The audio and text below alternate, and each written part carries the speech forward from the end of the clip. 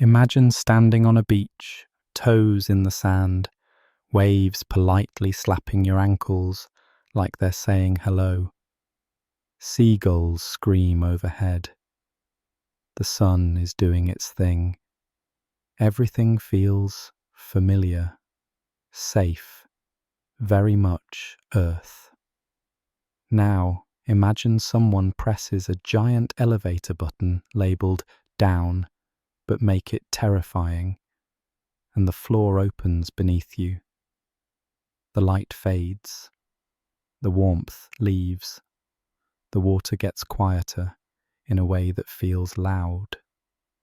Within minutes, the world you knew is gone, replaced by something that feels less like an ocean and more like a foreign dimension that just happens to be attached to our planet. That feeling is the heart of why the deep ocean feels like a different world. Not metaphorically, not poetically, literally.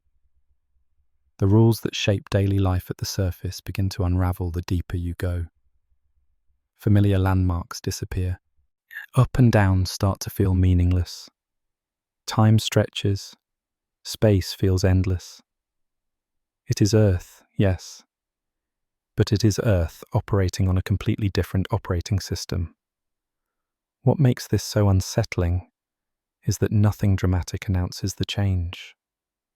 There is no border, no sign that says, "Welcome to the abyss, please adjust expectations."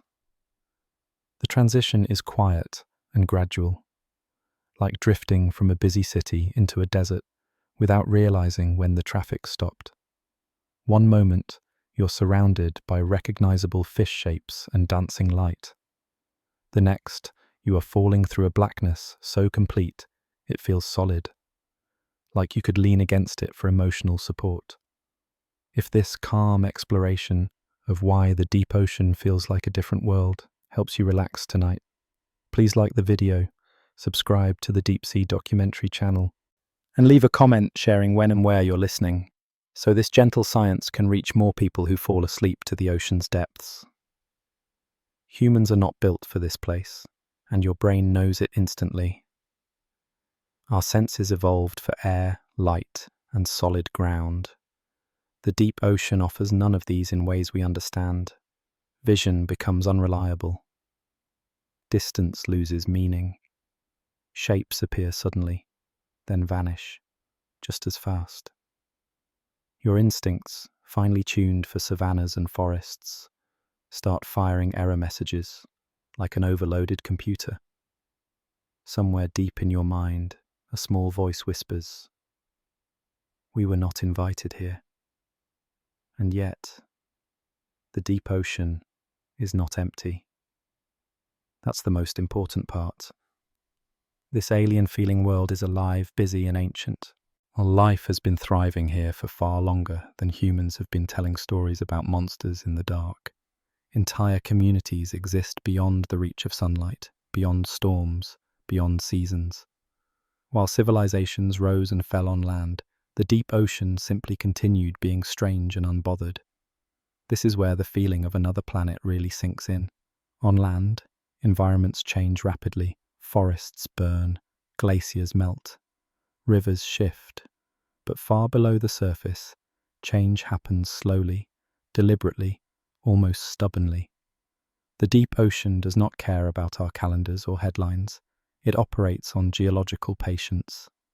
That timelessness gives it an eerie calm, like walking into a cathedral where the walls have been standing for millions of years and will keep standing long after you leave. Then there are the inhabitants.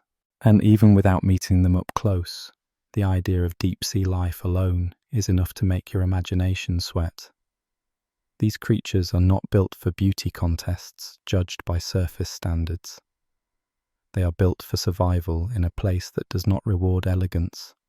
Limbs stretch, eyes shrink or disappear, mouths grow far larger than seems reasonable, as if evolution decided subtlety was overrated. If aliens ever do visit Earth and ask for design inspiration, the deep ocean will be their mood board. What's fascinating is that none of this weirdness is random. The deep ocean feels alien because it follows different priorities. At the surface, life is shaped by abundance and competition. Down here, life is shaped by patience and efficiency. Every movement matters. Every decision costs energy. The result is a collection of organisms that look like they were assembled by a committee that had never seen a fish before, but was very serious about efficiency. There's also the psychological weight of scale. The deep ocean is vast in a way that's hard to comprehend. Mountains exist down there that rival those on land. Valleys stretch wider than cities, and almost all of it remains unexplored.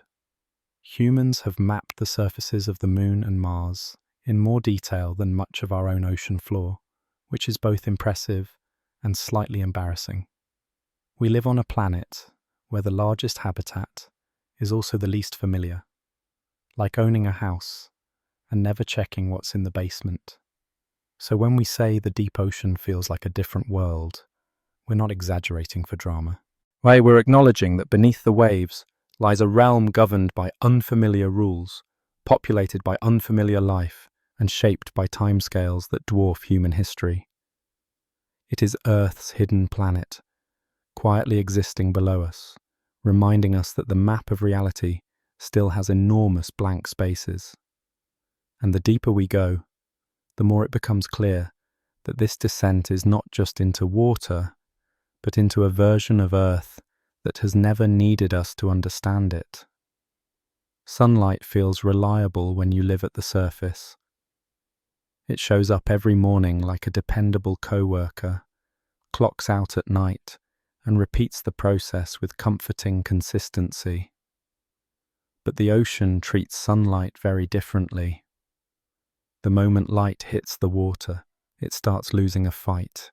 It cannot win. What looks like a bright, in welcoming blue from above, becomes a ruthless filter that strips sunlight layer by layer until almost nothing is left. The ocean does not gently dim the lights. It slams them off. At first, the loss seems subtle.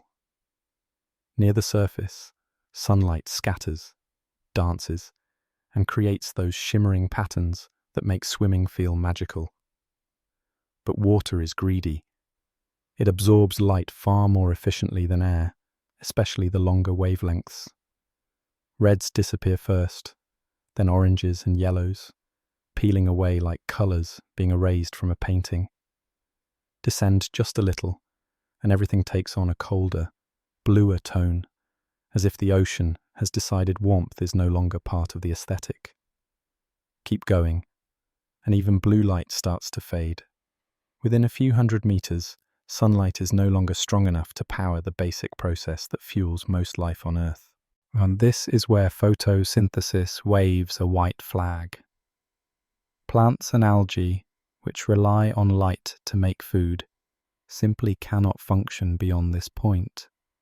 They do not adapt or push through. They stop.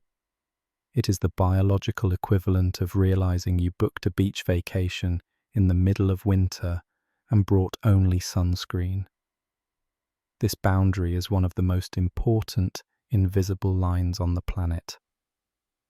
Above it, light-driven life thrives. Below it, sunlight is no longer part of the equation. The ocean does not gradually ease organisms into darkness with a motivational speech. It offers a firm cut-off. Life beyond this line must survive without direct energy from the sun. And that single fact reshapes everything about how ecosystems function. Permanent night is not just the absence of light.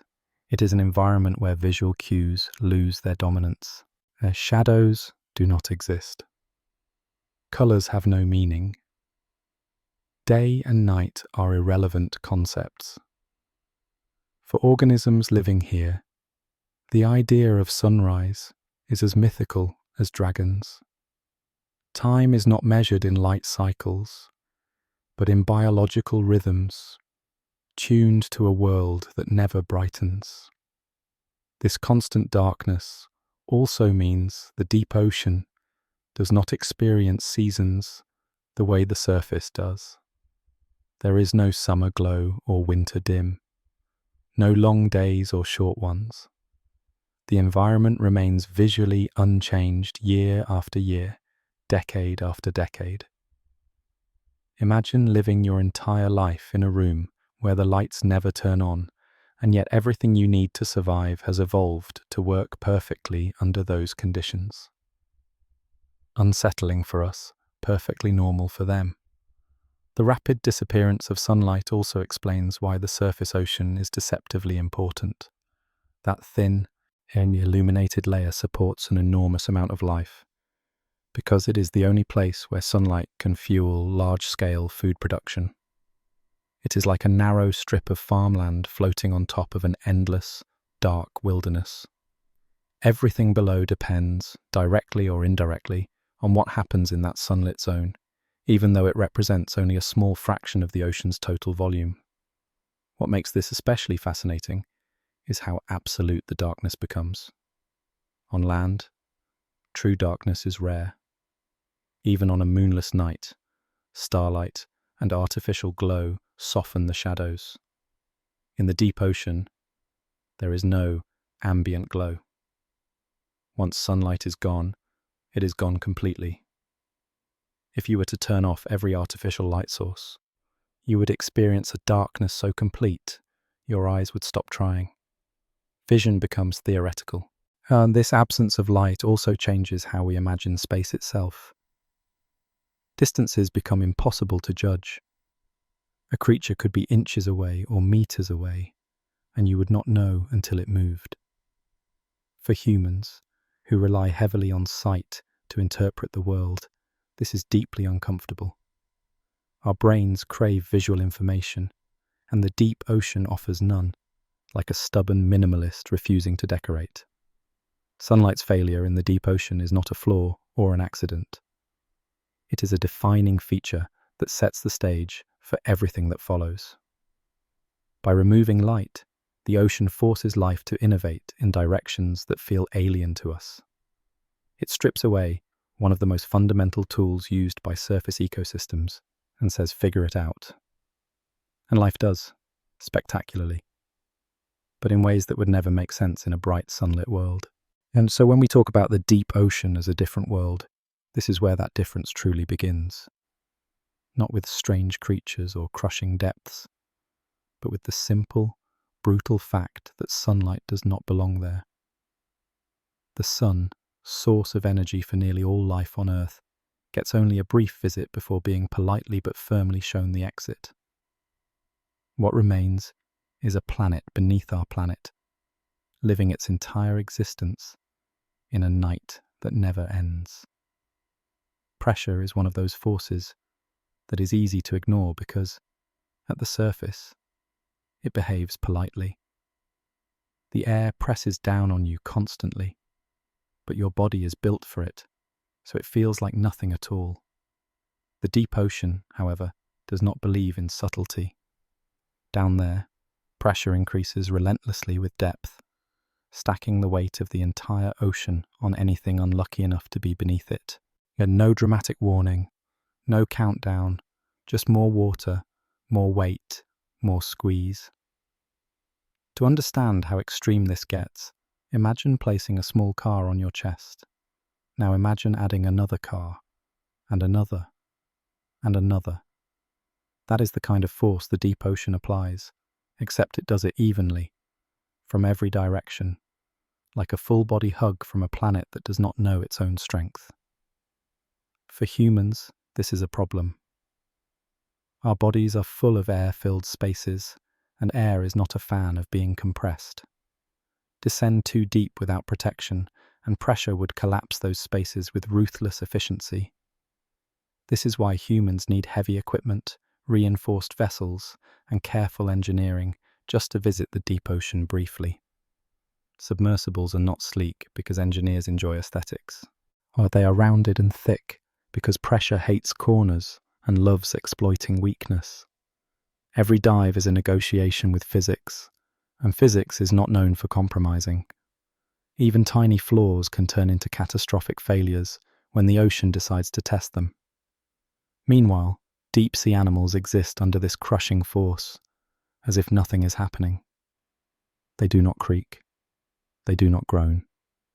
They do not panic. Pressure is not an obstacle for them. It is simply the default setting. Their bodies are built without air pockets that can be crushed. Fluids inside and outside their cells exist in balance, meaning pressure has nothing to collapse. It is not that they resist pressure. They ignore it entirely. This difference in design highlights just how foreign the deep ocean environment is to surface life. Humans evolved in a world where pressure changes are minor and slow. Climb a mountain and you feel it. Dive a little and your ears pop. The deep ocean offers no such courtesy. Pressure ramps up fast and never lets go. For surface organisms, that is a deal breaker. For deep sea life, it is just another Tuesday. What makes pressure especially fascinating is that it shapes life in invisible ways. You cannot see pressure. You cannot hear it. But it influences every biological process. Chemical reactions behave differently under extreme pressure. Proteins, the tiny machines that keep cells alive, must be structured to function without folding or breaking. Membranes must remain flexible without tearing. Life in the deep ocean is not just living under pressure. It is living as pressure. This also means that deep-sea animals are often incredibly sensitive to changes in pressure.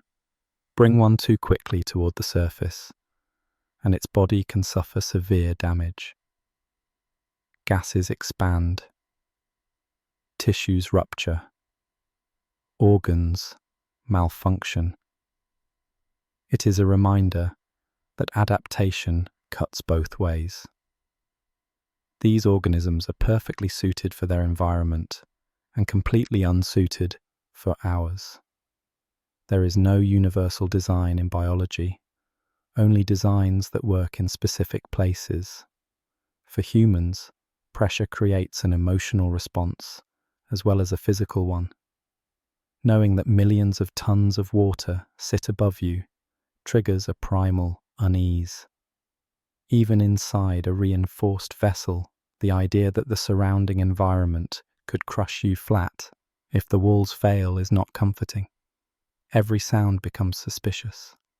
Every creak feels personal. The ocean does not need to do anything dramatic to inspire fear. Its sheer weight does the job.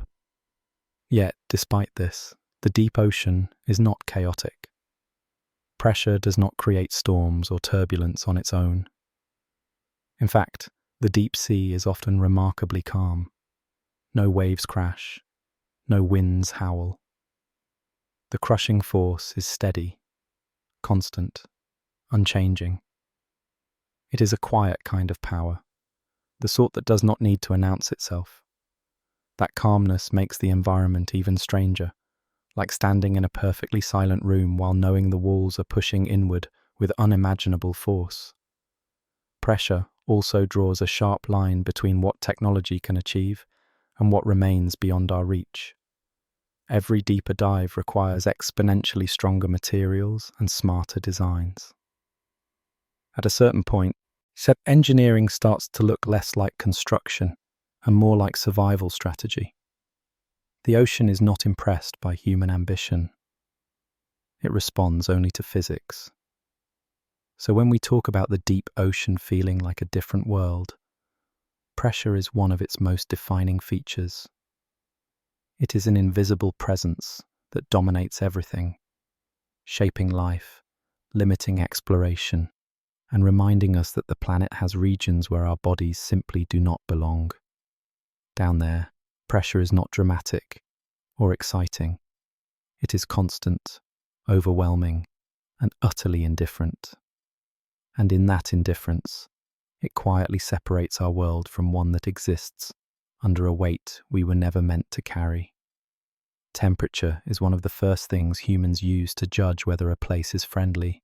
Warm feels safe, cold feels hostile. The deep ocean has made its choice very clear. Once you descend beyond the influence of surface heating, the water temperature drops and then essentially gives up on variety altogether.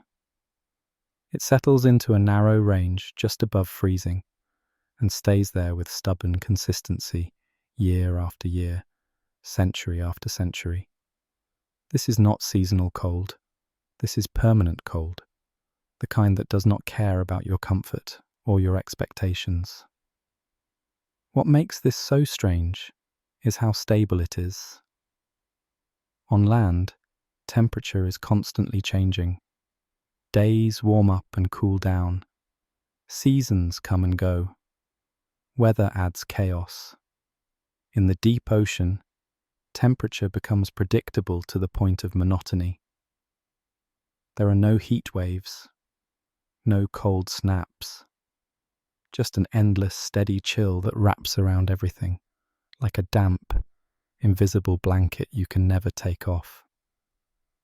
This stability might sound nice at first. After all, unpredictability is stressful. But life in near freezing water comes with serious challenges. Cold slows everything down. Chemical reactions move sluggishly. Muscles contract more slowly. Nerve signals take longer to travel. For humans, this would feel like trying to run a marathon while moving through syrup. For deep-sea organisms, it means every action must be efficient, deliberate, and worth the energy cost. Because temperature remains so low, energy becomes precious. Heat is not something organisms can rely on to speed up their biology. Instead, their bodies are tuned to function optimally in the cold, like machines designed to run best in a freezer. Enzymes, which control chemical reactions, are structured to remain flexible rather than stiff. Cell membranes maintain just the right balance, so they do not become brittle. Every biological system is fine-tuned for a world where warmth never shows up to help. This constant cold also shapes how the deep ocean feels psychologically. Cold environments tend to feel quiet, still, empty. Sound carries differently, movement feels subdued, and everything seems slowed down. The deep sea amplifies this sensation. With no temperature-driven currents like those near the surface, the environment feels suspended in time. It is not frozen solid, but it is not dynamic either. It exists in a state of slow persistence. For humans descending into this environment, the cold becomes an ever-present reminder that they are visitors. Even inside a vessel, the chill seeps in conceptually, if not physically. Yet knowing that the surrounding water is only a few degrees above freezing reinforces the sense that this place is fundamentally incompatible with unprotected human life. It is not actively trying to kill you. It simply has no mechanism to keep you alive. One of the most fascinating consequences of this stable cold is longevity. In cold environments, biological processes slow down, including those associated with aging. Many deep-sea organisms grow slowly and live surprisingly long lives compared to their surface relatives. Time stretches in the cold, not just in perception, but in biology. A year in the deep ocean does not carry the same metabolic intensity as a year in warmer waters. The lack of temperature fluctuation also means the deep ocean is insulated from many surface disturbances. Heat from the sun struggles to penetrate, and storms churn only the upper layers. Climate patterns that dramatically affect surface ecosystems barely register in the abyss. Down there, the cold remains constant, like a steady heartbeat that never changes rhythm.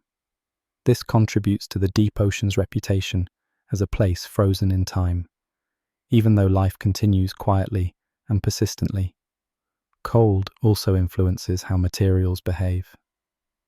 Biological tissues, structural proteins, and even waste products behave differently at low temperatures. Everything must be adapted to avoid becoming rigid or fragile. Flexibility becomes a survival trait. The deep ocean rewards designs that can function without the assistance of warmth, a constraint that leads to solutions that feel alien compared to those found in warmer environments. There is a strange irony here. Despite being brutally cold, the deep ocean is also one of the most stable environments on Earth. It does not swing between extremes. It does not surprise its inhabitants. Once life adapts to the cold, that cold becomes a dependable constant. Brutal, yes, but honest. No false hope of warmth, no sudden changes, just a quiet agreement. Adapt fully, or do not survive at all. So when we say the deep ocean feels like a different world, temperature plays a subtle but powerful role. It strips away the variability we associate with life and replaces it with an unyielding chill that defines every moment. Warmth becomes a myth, heat becomes a memory, and in that near freezing darkness, life carries on, not quickly or energetically, but patiently, proving that even in a world where sweaters are useless and warmth never arrives, survival finds a way. And if you close your eyes on land, the world does not disappear. You can still hear it. Footsteps, wind, distant traffic. The subtle hum of life continuing, whether you are watching or not. In the deep ocean, this idea is taken to an entirely new level.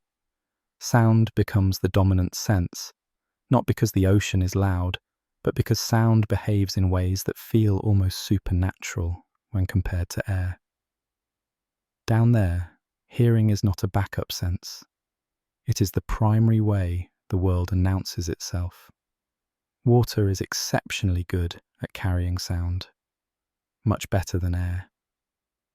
Vibrations move faster, farther, and with less loss of energy.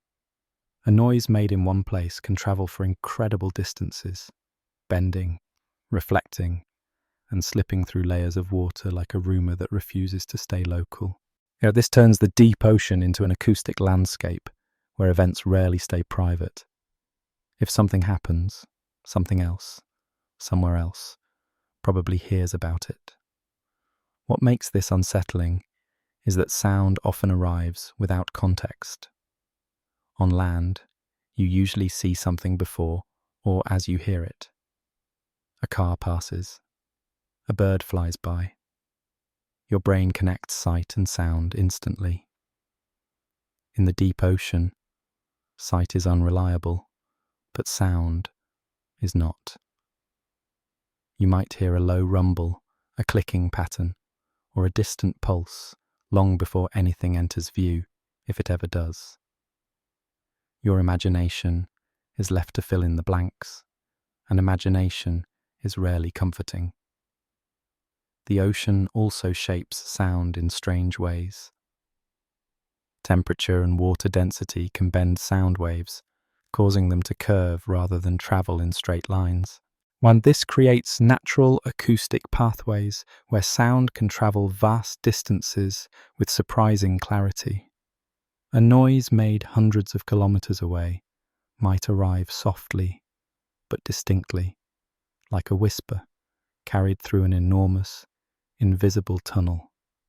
The deep ocean is full of these hidden corridors, quietly transporting information across the planet. For animals living in this environment, sound is not just useful, it is essential. It allows them to sense movement, locate other organisms, and understand their surroundings without relying on vision.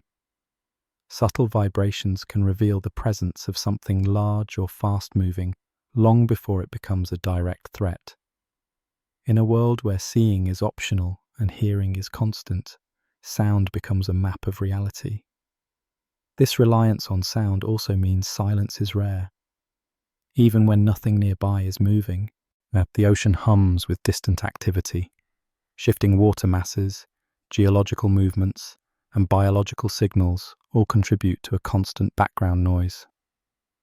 It is not chaotic or loud in a dramatic sense, but it is persistent.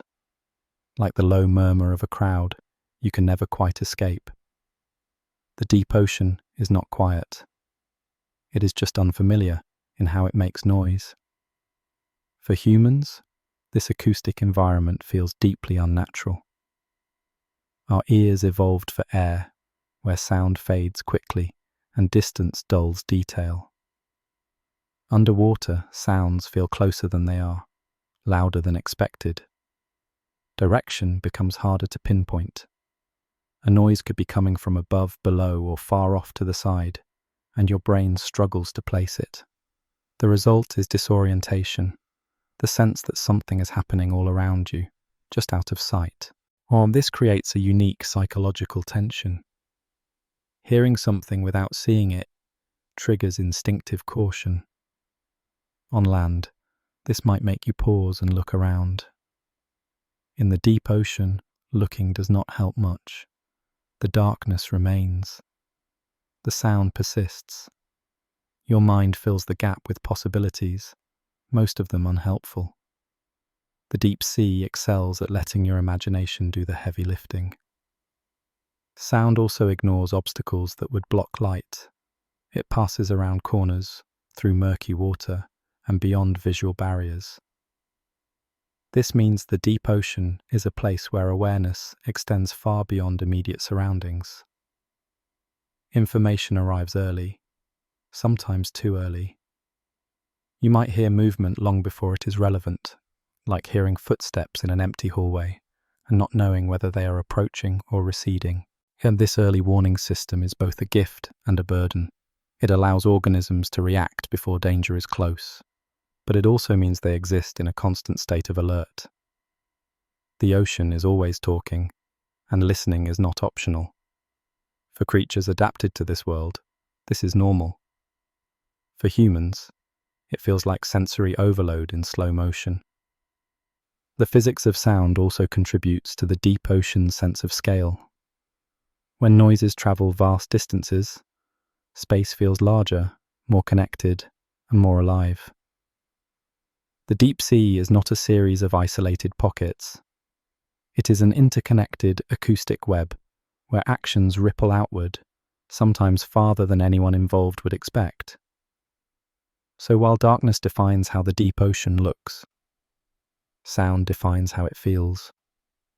It is a world where hearing replaces seeing, where events announce themselves long before they appear, and where silence is an illusion. In this place, your ears become your early warning system, your map, and your source of unease. You do not need to see something to know it exists. The deep ocean makes sure you hear it first. In a world where sunlight never arrives, light becomes too valuable to leave to chance. The deep ocean solves this problem in the most unexpected way possible. It manufactures its own. Bioluminescence is the ability of living organisms to produce light through chemical reactions inside their bodies. And in the deep sea, it is not a novelty. It is everywhere. Blink, and you might miss it. But that darkness around you is constantly punctuated by flashes, glows, and pulses, like a galaxy of living stars drifting through water instead of space. What makes bioluminescence so fascinating is that it is not decorative. Nothing in the deep ocean glows just for fun. Light costs energy, and energy is not something to waste. Every flash serves a purpose. In this environment, light is a tool, a weapon, a disguise, and sometimes a dating profile, all rolled into one. The abyss may look empty from a distance, but up close, it is alive with visual signals meant for very specific audiences. One of the most common uses of bioluminescence is communication. In a place where shapes are hard to see and distance is deceptive, light becomes a reliable way to send a message. Short flashes, slow glows, or rhythmic pulses can signal presence, intent, or identity. It is the deep-sea equivalent of blinking your headlights in the dark, except with significantly higher stakes. Misinterpret a signal, and you might end up chasing the wrong thing or becoming someone else's meal. Hunting is another area where bioluminescence shines, literally. Some predators use light as bait, dangling glowing lures to attract curious prey that mistake the glow for food or safety. It is a cruel trick, but an effective one. In a dark world, anything that glows stands out, and curiosity can be deadly. The deep ocean has perfected the art of weaponized temptation. At the same time, light can be used defensively. Some organisms produce sudden bursts of light to startle attackers, creating confusion and buying precious moments to escape. Others release glowing substances that stick to predators, turning them into moving targets visible to even larger hunters. In this way, bioluminescence becomes a kind of underwater smoke bomb, except it lights up the problem instead of hiding it. Perhaps the most clever use of bioluminescence is camouflage. This might sound backwards, but in the deep ocean, glowing can actually help an organism disappear. Some creatures produce light on their undersides that matches the faint glow coming from above, erasing their silhouette when viewed from below. This technique, known as counter-illumination, allows them to blend into the darkness rather than stand out against it. It is invisibility achieved not by darkness, but by carefully controlled light. Then there is reproduction, because even in the abyss, romance finds a way. Finding a mate in the deep ocean is not easy. When distances are vast and encounters are rare, their bioluminescent signals help solve this problem by allowing individuals to announce themselves to the right species at the right time. These light displays can be subtle or elaborate, depending on the organism, but they serve the same purpose as bright colours, songs, or dances on land. If you are glowing, you are hoping someone notices.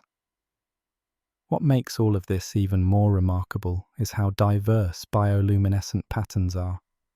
Some organisms glow continuously, others flash in precise rhythms.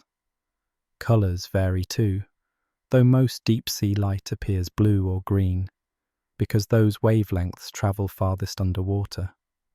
Red light, rare and sneaky, can be used like a private channel, visible only to those who know how to see it. The deep ocean is not just glowing, it is speaking in light. For humans, encountering bioluminescence can be both beautiful and unsettling. It breaks the expectation that darkness means absence. Instead, the void responds. Movement triggers flashes. Shapes reveal themselves in brief, glowing outlines before fading back into nothing. It feels like the ocean is watching you back, communicating in a language you do not speak. Bioluminescence transforms the deep ocean from a place of total darkness into a dynamic visual environment, but only for those adapted to read it. It adds another layer of complexity to an already alien world. Light no longer comes from above, it comes from within, from bodies, from intention, from survival. So when we imagine the deep ocean as empty and dark, we miss its most surprising feature. The abyss is alive with light, carefully controlled, strategically deployed, and deeply meaningful. It is not a random glow show. It is a silent conversation happening all around, turning the darkest place on Earth into the strangest, most purposeful glow-stick party the planet has ever hosted. Hunger feels different in the deep ocean. At the surface, food is everywhere. Plants grow, animals graze, predators hunt daily. Meals are frequent enough that skipping one is an inconvenience, not a crisis. Far below, the concept of regular dining simply does not exist. The deep ocean is a place of chronic scarcity, where food is not hunted so much as waited for, and patience is the most important survival skill of all. Most of the deep ocean does not produce its own food. There are no forests of plants growing in the dark, no algae blooming on a sunny schedule. Instead, our life down there depends heavily on material drifting down from the surface. Tiny fragments of dead organisms, waste products, and discarded biological leftovers slowly rain from above. This steady but sparse snowfall of organic material is often called marine snow, though it is far less romantic than it sounds. Imagine a never-ending drizzle of crumbs, and you begin to understand the situation. These particles sink slowly, breaking apart as they descend. By the time they reach great depths, what remains is minimal. Nutrients are stripped away layer by layer by organisms living higher up, leaving only the leftovers of leftovers. For deep sea life, this is the main food supply. It is unreliable, unevenly distributed, and often arrives without warning. One day might bring nothing, another might deliver a small feast. There is no menu, and no schedule, and no guarantee. Because food is so limited, the deep ocean does not reward speed or aggression the way surface environments do. Chasing prey burns energy, and energy is too precious to waste. Many deep-sea organisms adopt a strategy of conservation, moving as little as possible and waiting for food to come to them. It is less active hunter and more extremely patient ambush couch potato. When a meal does arrive, it must be used efficiently. This scarcity also changes what qualifies as food. On land, diets can be selective. In the deep ocean, almost anything organic is fair game. Dead organisms, decaying matter, and even unidentifiable biological mush are valuable resources. Nothing goes to waste. If it once belonged to a living thing, it has potential. The deep ocean runs on a strict no leftovers policy. Occasionally, something extraordinary happens. A large organism from the surface dies and sinks rapidly, delivering a sudden bounty to the seafloor. These events are rare, but when they occur, they create temporary hotspots of activity. For a brief period, food is abundant, and organisms gather to take advantage of the opportunity. It is a reminder that in the deep ocean, fortune arrives dramatically or not at all.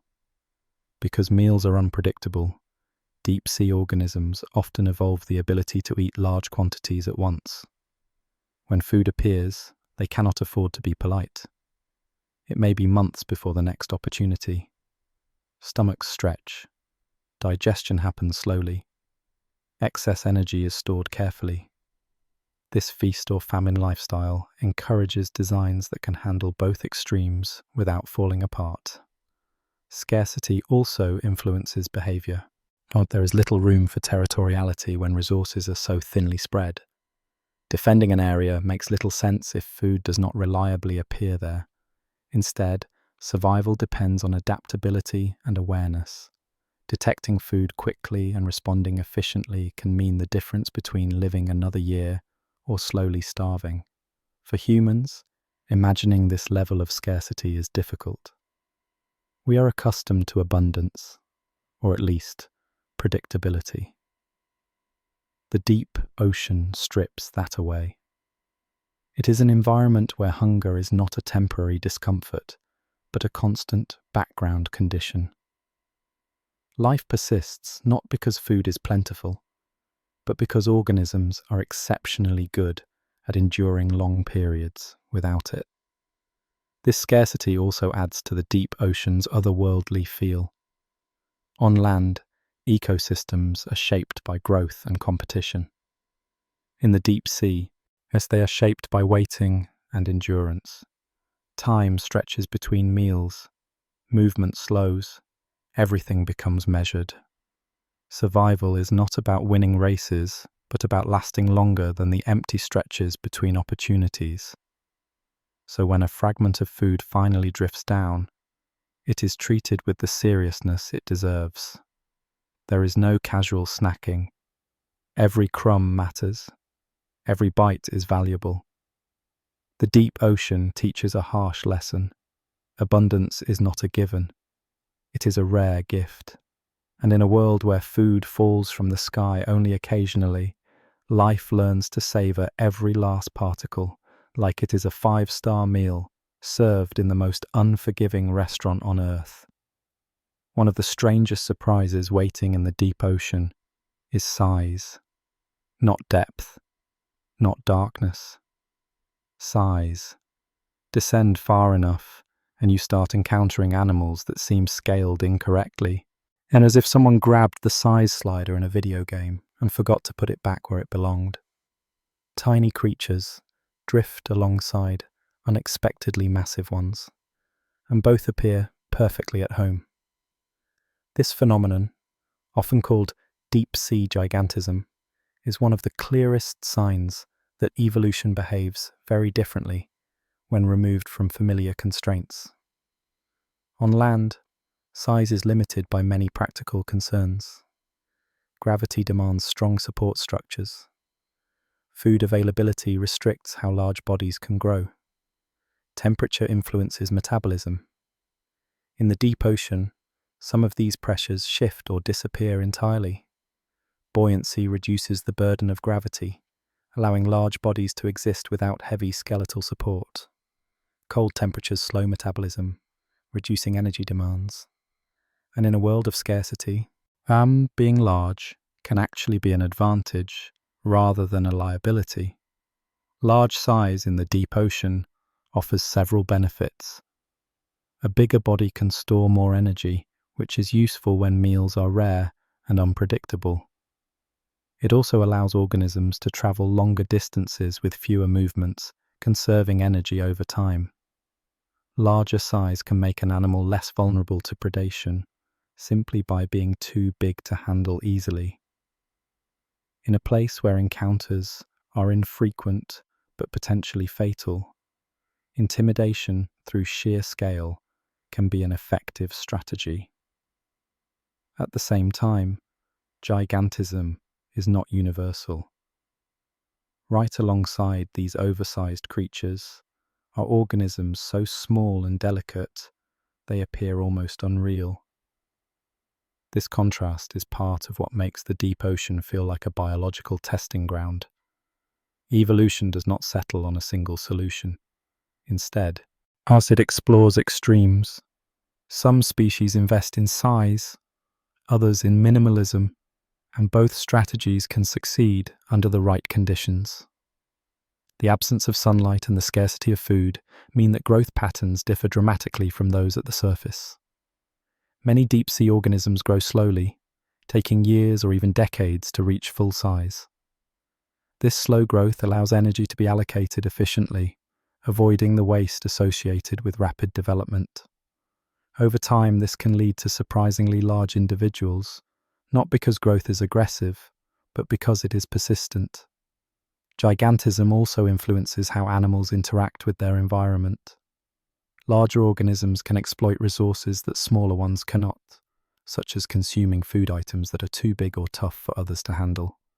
Conversely, where tiny organisms can thrive by requiring very little energy, surviving on minimal input.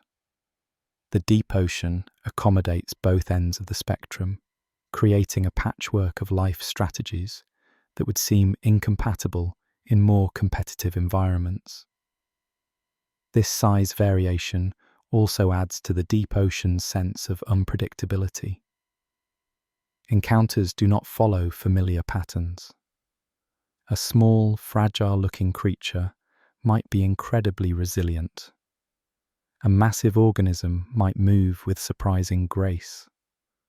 Without visual cues tied to size, assumptions break down. Bigger does not always mean faster. Smaller does not always mean weaker.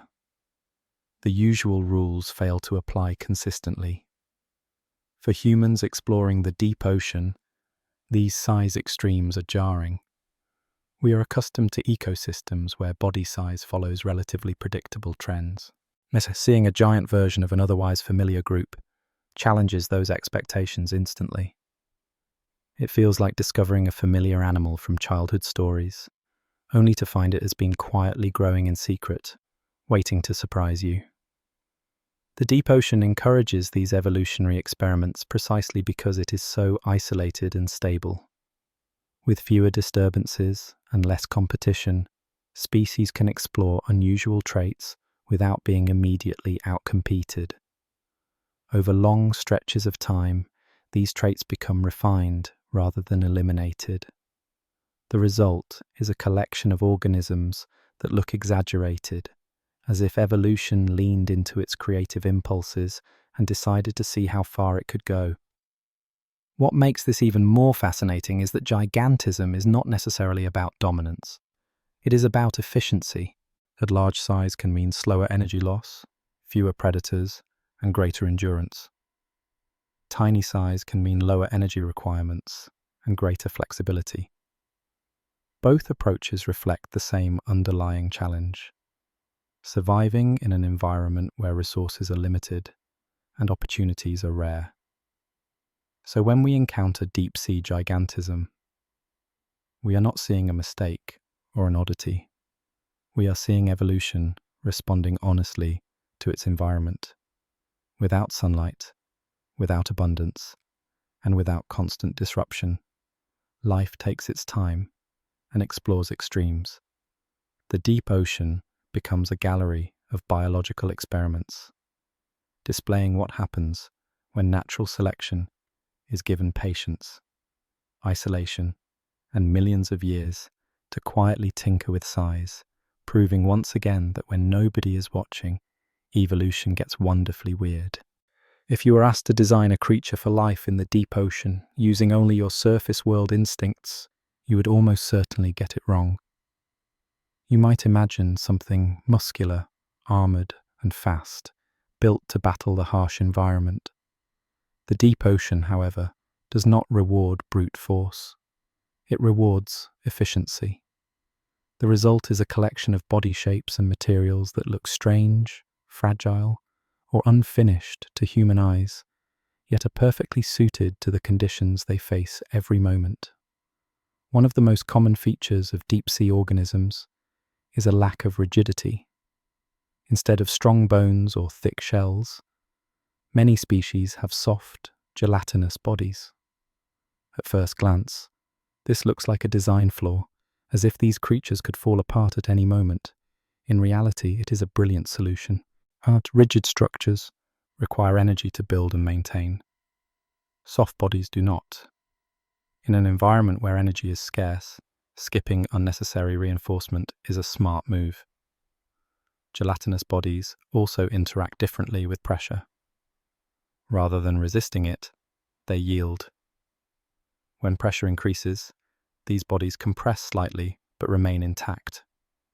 There are no air-filled cavities to collapse, no brittle bones to snap. It is the biological equivalent of wearing a flexible suit instead of rigid armor in a crushing environment. Pressure becomes a non-issue because there is nothing for it to break. Another striking feature of deep-sea anatomy is reduced density. Many organisms are built to be just slightly heavier than the surrounding water, allowing them to float or drift with minimal effort. This buoyancy reduces the need for constant swimming, saving energy. Movement becomes a gentle adjustment rather than a strenuous activity. In a place where every calorie counts, floating is far more economical than fighting gravity. Skeletons, when they exist at all, are often thin and delicate. On land, this would be disastrous. In water, especially at depth, it works perfectly. Buoyancy supports body weight, meaning skeletons do not need to bear the full load of gravity. This allows for lightweight frameworks that provide just enough structure without unnecessary mass. Think of it less like a fortress and more like scaffolding, present only where needed. Body shapes in the deep ocean also reflect a focus on minimizing energy use.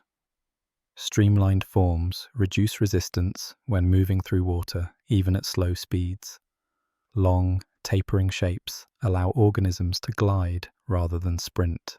And sharp turns and rapid acceleration are rare because they are expensive. The deep ocean favors designs that look relaxed, almost lazy, but are actually highly optimized for endurance. Darkness also plays a role in shaping bodies. Without sunlight, bright colors and elaborate patterns lose their usefulness. Many deep-sea organisms are transparent, dark, or nearly invisible. Transparency, in particular, is an elegant solution. If light is scarce and vision is unreliable, the best camouflage may be to simply not have a visible outline at all. Being see-through is not flashy, but it is effective. Some organisms push this idea even further by reducing or eliminating features that are unnecessary in the deep ocean. Eyes may shrink or disappear entirely. Pigmentation fades. Decorative structures vanish. What remains is a body stripped down to essentials, like a machine built without any extra parts. Every feature must justify its energy cost, or it does not survive evolutionary scrutiny. To human observers, these creatures often look unfinished, as if evolution stopped halfway through. But this impression comes from applying the wrong standards. The deep ocean does not value symmetry, strength, or speed in the same way we do. It values survival under constant constraints. A gelatinous body may look weak, but in this environment, it is strong in exactly the right way. Even reproduction influences body design. Some organisms develop specialized structures that allow them to hold on to mates or protect developing offspring without expending much energy. These adaptations can look awkward or mismatched, but they reflect precise solutions to specific challenges. The deep ocean is not concerned with elegance. It is concerned with function. All of this contributes to the feeling that the deep ocean is filled with creatures from another world. Their bodies do not follow the visual logic we expect. They look alien because they are optimized for conditions we never experience. Pressure, darkness, and scarcity have shaped them into forms that feel unfamiliar, but are perfectly reasonable once the rules of the environment are understood. So when you see images of deep-sea life and think, that looks wrong, what you are really noticing is how deeply adapted these organisms are. Their bizarre shapes and fragile materials are not signs of weakness. They are signatures of success in a world where efficiency beats strength, and flexibility beats rigidity, and survival depends on doing more with less. Just when you think the deep ocean has taken away every familiar ingredient for life, it reveals one of its most shocking plot twists. In the middle of the cold, dark seafloor, places exist where hot, mineral-rich water gushes out of the earth itself. These are hydrothermal vents, and they look less like part of the ocean and more like something borrowed from a science fiction set. Towering chimney-like structures rise from the seabed, belching dark plumes into the water as if the planet is quietly exhaling. At first glance, hydrothermal vents seem completely incompatible with life. The water pouring out of them can be incredibly hot, filled with chemicals that would be toxic to most surface organisms.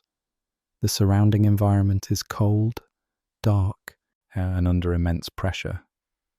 If you were searching for a place to settle down and start a thriving community, this would not make the shortlist. And yet, life not only exists here, it flourishes. The key to these ecosystems is that they do not rely on sunlight at all.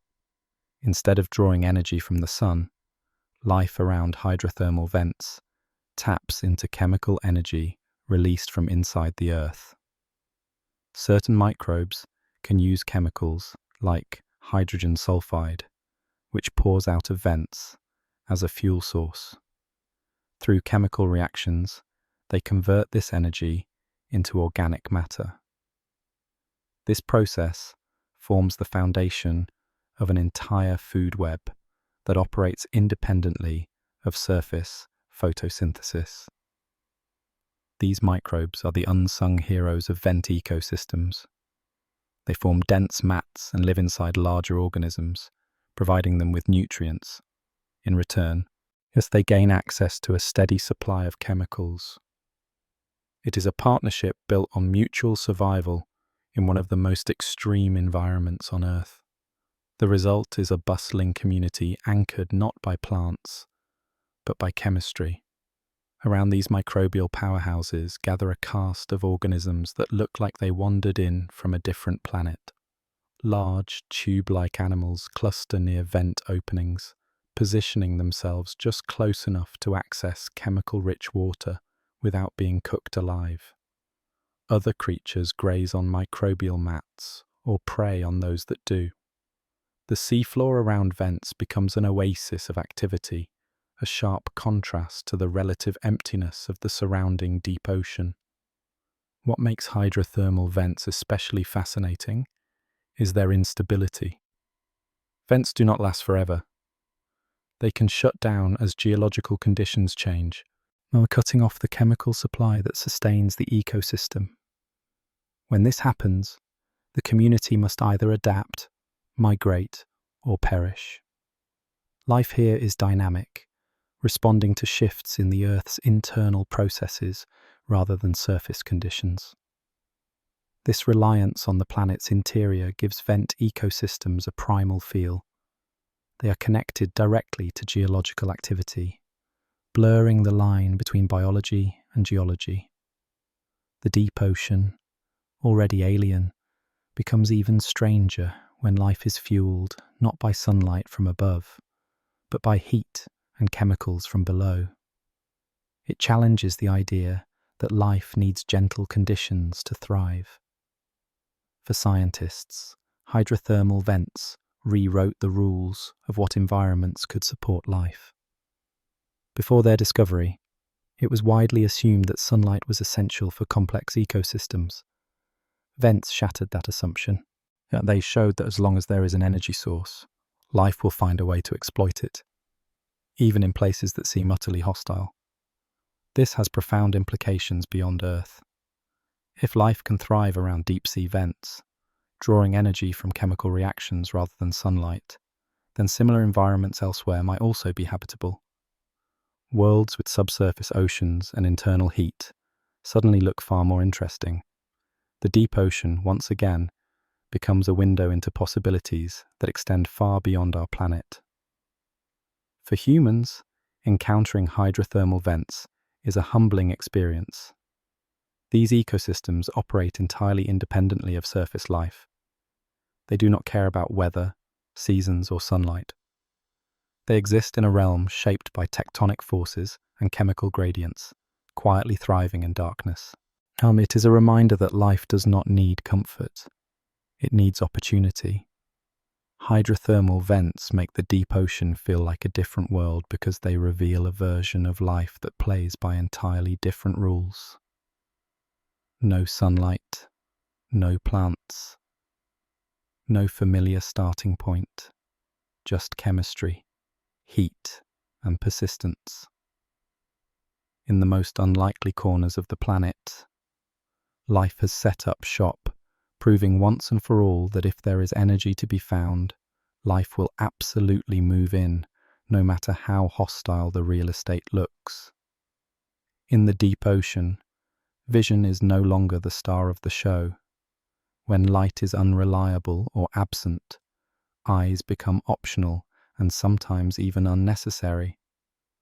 Instead, deep-sea animals build their understanding of the world through a suite of other senses that feel almost alien to us. Touch, vibration, and chemistry take center stage, and creating an environment where awareness spreads outward in waves rather than lines of sight. Life here does not look for information. It listens, feels, and tastes it. Touch is one of the most fundamental senses in the deep sea, but it operates on a scale far more sensitive than human touch. Many organisms are equipped with long, delicate appendages that extend into the surrounding water, acting like living antennae.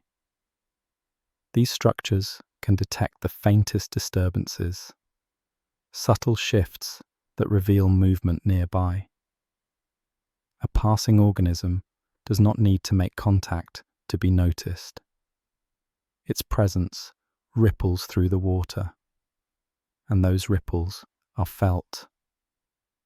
This sensitivity allows deep-sea animals to build a mental map of their surroundings without ever seeing them. The water becomes an extension of their bodies, transmitting information through vibrations and pressure changes. It is as if the environment itself is constantly whispering updates, and these animals have learned to listen closely. In a place where obstacles and opportunities emerge suddenly, this kind of awareness is invaluable. Vibration detection is especially important. Water transmits movement efficiently, and even slow or distant motions can be picked up by specialized sensory systems. These vibrations can indicate the approach of a potential meal, the presence of a larger organism, or changes in the environment itself. Unlike sight, which requires a clear line and sufficient light, vibration-based sensing works in all directions simultaneously. There are no blind spots. Then there is chemistry, perhaps the most underappreciated sense in the deep ocean. Chemical signals dissolve and spread through the water, creating invisible trails that carry information about food, mates, and danger. Many deep-sea animals can detect incredibly low concentrations of specific chemicals, allowing them to follow these trails across surprising distances. It is tracking without footprints, navigation without landmarks. Chemical sensing turns the deep ocean into a kind of three-dimensional message board. Every organism leaves behind a faint chemical signature, and others read those signatures like headlines. Who was here? How long ago? What condition they were in? The water remembers, and those who can interpret it gain a significant advantage. Because sight is unreliable, reactions in the deep ocean are often cautious and deliberate. Information arrives gradually through a combination of tactile cues, vibrations, and chemical hints. Decisions are made based on probability rather than certainty. This encourages behaviors that favor patience and confirmation over impulsive action. Rushing without full information can be costly when visibility is near zero. For humans, imagining this sensory world is difficult. We rely heavily on vision to feel oriented and safe. Remove that, and uncertainty creeps in quickly. The deep ocean flips this dynamic. Vision becomes secondary, and other senses do the heavy lifting. It is not that these animals are blind. It is that they have learned not to depend on a single, unreliable source of information. This sensory strategy also influences how deep-sea animals interact with each other. Encounters are often preceded by a long period of indirect awareness, or one organism senses another's presence through vibrations or chemical cues, well before physical proximity. By the time they meet, neither is surprised. The game of underwater Marco Polo has been playing out quietly for minutes, sometimes hours. There is also a kind of efficiency to this system. Maintaining large, complex eyes and processing detailed visual information requires energy. In the deep ocean, where energy is limited, reducing reliance on sight can be advantageous. Instead of investing heavily in vision, organisms spread their sensory investment across multiple systems that work reliably in darkness. This multisensory approach creates a world that feels less sharp and more diffuse. Boundaries are sensed rather than seen. Movement is felt before it is encountered. Yet the environment becomes a constant flow of information rather than a series of visual snapshots. It is a different way of knowing the world, one that prioritizes awareness over clarity. So when we think about how deep-sea animals experience their environment, it helps to let go of our visual bias. They are not navigating blind. They are navigating differently. Touch, vibration, and chemistry combine to form a rich sensory landscape that functions perfectly in darkness. In this world, you do not shout Marco and wait for a response. You feel it coming, long before you ever collide. Speed is overrated in the deep ocean. At the surface, life feels fast. Creatures chase, flee, compete, and reproduce at a relentless pace. Success often goes to the quickest, the strongest, or the most aggressive. Far below, that philosophy would be a disaster. And in the deep ocean, movement is expensive, growth is costly, and haste can be fatal. The winning strategy here is not speed, but patience taken to an extreme. Many deep-sea organisms live their entire lives in what can only be described as biological slow motion. They grow gradually, sometimes taking decades to reach maturity. Their movements are measured and minimal, as if every action is carefully budgeted. This is not laziness. It is a response to an environment where energy is limited and opportunities are rare. When food arrives unpredictably, burning calories unnecessarily is a mistake you cannot afford to make. Slow growth offers several advantages. By spreading development over long periods, organisms reduce their daily energy needs. Instead of racing to maturity and demanding constant nourishment, as they build their bodies piece by piece, conserving resources along the way. This approach also results in bodies that are often remarkably efficient, optimized for long-term survival rather than rapid reproduction. Movement follows the same logic.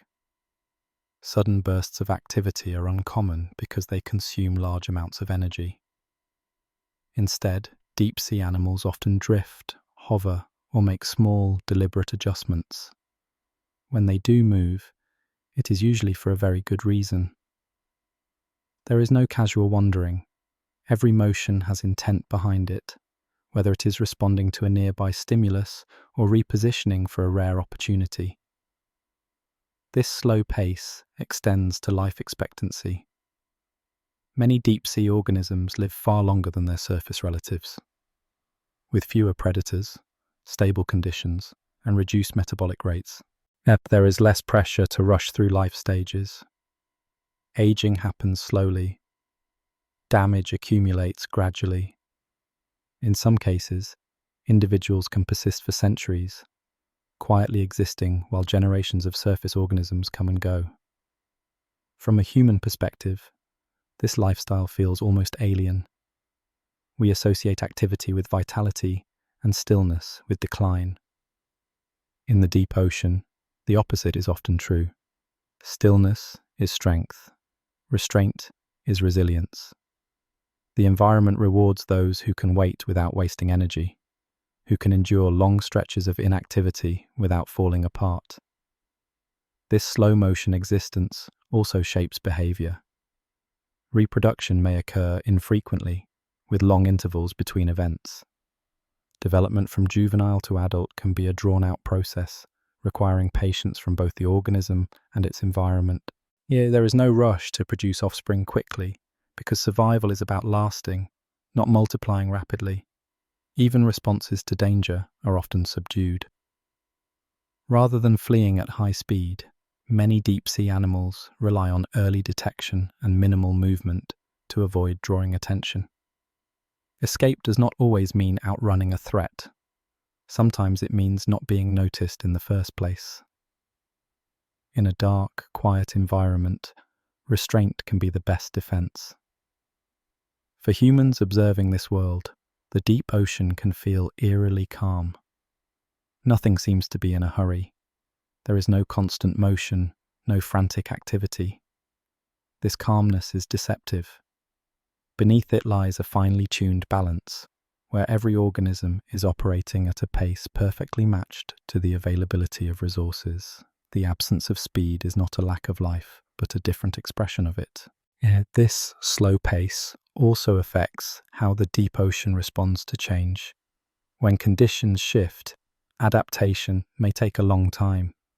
Life here is built for consistency, not rapid upheaval. The same traits that allow organisms to endure for centuries can make sudden changes especially challenging. The deep ocean is patient, but it is not flexible in the way fast-paced ecosystems can be.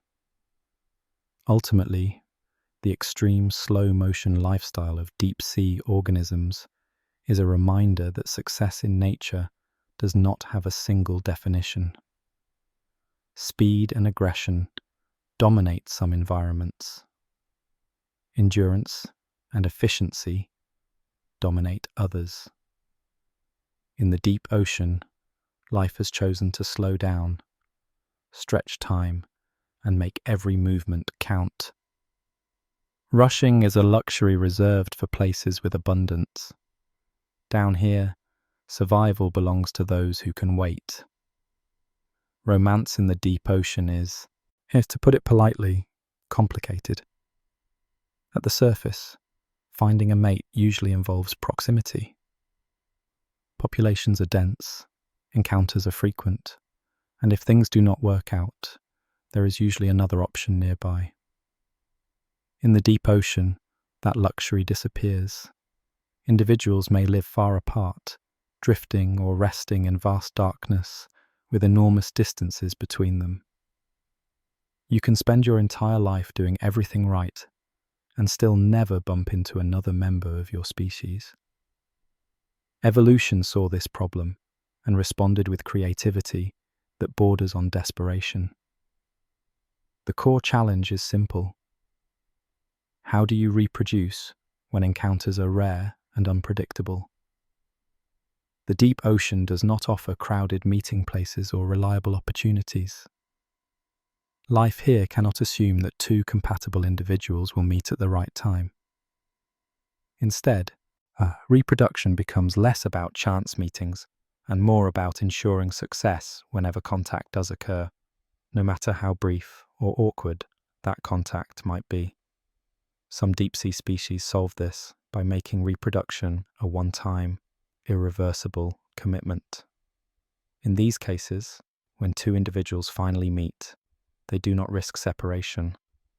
Once contact is made, it becomes permanent. This ensures that reproductive opportunities are not wasted, even if the encounter itself is rare. From a human perspective, this strategy feels extreme, like proposing marriage during the first handshake. From an evolutionary perspective, it is efficient. Other species take a different approach by increasing the odds that any encounter will be successful. This can involve producing vast numbers of reproductive cells, releasing them into the surrounding water in the hope that at least some will find their target. It is not precise, it is not elegant, but in a world where meetings are few and far between, volume becomes a substitute for certainty. Timing also plays a crucial role. Some deep-sea organisms synchronize their reproductive efforts with environmental cues, releasing reproductive material only during specific periods. This increases the likelihood that others of the same species are doing the same thing at the same time, even if they are physically distant. It is a silent agreement written into biology, coordinating behavior across space without direct communication. The deep ocean also encourages unusual roles within species. In some cases, individuals are highly specialized for reproduction, prioritizing that function above all else. Yes, when survival depends on rare opportunities, specialization can improve efficiency. Every part of the process is streamlined to reduce the chance of failure when the moment finally arrives. These strategies often result in reproductive systems that look strange or uncomfortable to human observers. Bodies may be adapted to store reproductive material for long periods. Structures may exist solely to ensure attachment or transfer during fleeting encounters. There is very little romance in the traditional sense. The deep ocean is not interested in courtship rituals that take time. It is interested in outcomes. What makes this even more fascinating is that these solutions are not universal. Different species solve the same problem in wildly different ways. Some rely on permanence, others on abundance, others on precise timing. Evolution does not choose the prettiest solution. It chooses the one that works under specific conditions. In the deep ocean, that often means embracing strategies that feel extreme, because the alternative is extinction. For humans, this reinforces how alien the deep ocean truly is. Reproduction is one of the most fundamental aspects of life, and even that operates under unfamiliar rules here. The deep ocean strips away assumptions about partnership, timing, and proximity. It replaces them with strategies designed for isolation, unpredictability, and patience measured in years rather than days. There is also a quiet sadness to this story, at least from a human emotional lens. Many deep-sea organisms may live their entire lives without encountering another of their kind. Their biology carries contingency plans for loneliness, and solutions built around the possibility that a meeting may never happen. Reproduction becomes less about companionship and more about ensuring the species continues, even if individuals remain isolated. Yet there is also something profoundly resilient in this. Life refuses to give up simply because conditions are difficult. Instead, it adapts, reshapes itself, and finds ways to persist in environments that seem designed to prevent connection. The deep ocean may be vast and empty, but it is not sterile. It is filled with organisms quietly navigating the challenge of existence, one rare encounter at a time. So when we talk about the deep ocean feeling like a different world, reproduction offers one of the clearest examples. The rules we take for granted no longer apply. Finding a mate is not expected. It is a remarkable event. And when it does happen, evolution makes sure that moment counts, even if it leads to solutions that are awkward, extreme, and utterly unlike anything found at the surface. If you could press rewind on Earth's history and watch the surface play back, it would look chaotic. Continents collide and split apart. Ice ages come and go. Forests rise, burn, and regrow. Species appear, dominate, and vanish. The surface of the planet is a place of constant upheaval. Now imagine doing the same thing for the deep ocean. The changes would be subtle, almost boring by comparison. That quiet consistency is one of the main reasons the deep ocean feels like a living time capsule. Far below the reach of sunlight and storms, the deep ocean is remarkably insulated from the drama happening above. Weather does not reach it. Seasonal cycles barely touch it. Yet even major surface events take a long time to register. This isolation creates an environment that changes at a glacial pace, allowing conditions to remain stable for immense spans of time. In geological terms, the deep ocean is calm to the point of stubbornness. This stability has profound consequences for life. When environments remain consistent, there is less pressure to adapt rapidly. Traits that work continue to work. Evolution still happens, but it does not sprint. It strolls. Species can persist for incredibly long periods without dramatic changes to their basic design. Some organisms living in the deep ocean today closely resemble forms that existed millions of years ago, not because evolution stopped, but because there was no reason to reinvent something that already functioned well. On the surface, extinction and replacement are common themes. Shifts in climate or geography can wipe out entire ecosystems, clearing the stage for new ones to emerge. In the deep ocean, such sweeping resets are rare. The environment does not experience the same extremes, so life does not face the same existential pressures. Instead of constant turnover, continuity becomes the defining feature. This gives the deep ocean a timeless quality. It does not feel anchored to the present. It feels detached from it. While surface ecosystems are constantly reacting to change, the deep ocean quietly persists, maintaining conditions that would feel ancient to us.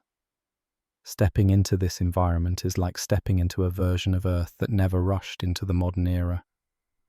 The physical landscape reflects this slow pace as well, and the seafloor is shaped over immense periods by gradual processes. Mountains rise slowly, valleys deepen imperceptibly. Features that might be erased quickly on land can persist underwater for millions of years. The result is a terrain that feels old, not worn out, but seasoned by time. This ancient stability also influences how species interact. Long-term relationships between organisms can develop without being disrupted by rapid environmental shifts. Ecological roles become well established. Change happens, but it happens within narrow boundaries. Life adapts carefully, preserving successful strategies rather than constantly experimenting. For humans, encountering this time capsule effect can be unsettling. We are used to measuring time in years, decades, maybe centuries. The deep ocean operates on timelines that dwarf human history. Entire civilizations could rise and fall, while deep-sea communities continue much as they always have, largely unaffected by events above. This disconnect contributes to the sense that the deep ocean exists outside of normal time. It is not frozen, but it is unhurried. It does not chase progress. It does not respond quickly to disruption. It simply persists. That persistence can feel comforting or eerie, depending on your perspective. There is also a sobering lesson here. Stability does not mean invulnerability. The deep ocean's long-term consistency has shaped life that expects very little change. When disruption does occur, adaptation may be slow. The very traits that allowed organisms to persist for millions of years can become liabilities when faced with rapid alterations. A time capsule is durable, but it is not designed for sudden shocks. Still, the deep ocean's role as a living archive is undeniable. It preserves biological strategies, ecological relationships, and environmental conditions that have largely vanished elsewhere on the planet. It offers a glimpse into Earth's deep past, not through fossils alone, but through living systems that have endured. So when we describe the deep ocean as a different world, part of what we mean is that it exists on a different timeline. While the surface races forward, the deep ocean lingers, carrying echoes of ancient Earth into the present. It is not a museum behind glass. It is a living, breathing record of what happens when change slows down, and life is given the rare gift of time. Humans are natural explorers. We climbed mountains, crossed oceans and sent machines to other planets. And yet, when it comes to the deep ocean on our own world, we are still beginners. Despite centuries of curiosity and decades of advanced technology, our understanding of the deep sea remains fragmentary. We have visited it, sampled it, and photographed it, but we have not conquered it, mapped it, or truly mastered it. The deep ocean resists exploration in ways few other environments do. One of the biggest challenges is accessibility. Reaching the deep ocean is not like taking a long walk or flying higher. It requires specialized equipment, careful planning, and immense resources. Each descent is a major operation, not a casual expedition. Unlike space exploration, where vehicles operate in a near vacuum, the deep ocean demands machines that can withstand extreme conditions continuously and reliably. Failure is not an inconvenience. It is catastrophic. Robotic vehicles have become our primary ambassadors to the deep sea. They can stay down longer, go deeper, and take greater risks than human-occupied vessels. Even so, they are limited by power supply, communication constraints, and vulnerability to the environment. Tethered systems are restricted by cables. Untethered ones must operate semi-independently, making decisions with limited input. The deep ocean does not offer easy troubleshooting. When something breaks, recovery can be slow or impossible. Human-occupied submersibles face even greater limitations. They are marvels of engineering, designed to keep a small pocket of human life intact under immense stress. But their range is limited. Their missions are short. Every dive requires extensive preparation and safety margins. Humans can visit the deep ocean, but only briefly, and always inside protective shells that remind us how out of place we are. Another obstacle is scale. The deep ocean is vast beyond easy comprehension. It covers more area than all of Earth's land combined, and much of it lies at depths that are difficult to reach. Mapping this environment is a monumental task. High-resolution surveys require time, repetition, and precision. Even with modern tools, covering large areas in detail can take years. What we know comes from scattered glimpses rather than continuous understanding. Communication adds another layer of difficulty. Signals do not travel easily through water, especially over long distances. Real-time control and data transmission are limited, forcing scientists to rely on delayed feedback and pre-programmed instructions. Exploration becomes a careful dance between human intent and machine autonomy, with the ocean setting strict boundaries on both. There is also the issue of disturbance. Observing deep-sea environments without altering them is incredibly difficult. Lights, noise, and movement can influence behavior, skewing observations. Simply showing up changes the scene. The act of exploration becomes part of the experiment, complicating efforts to understand what life is like when humans are not present. Cost cannot be ignored either. Deep-sea exploration is expensive. Specialized ships, vehicles, and crews require significant investment.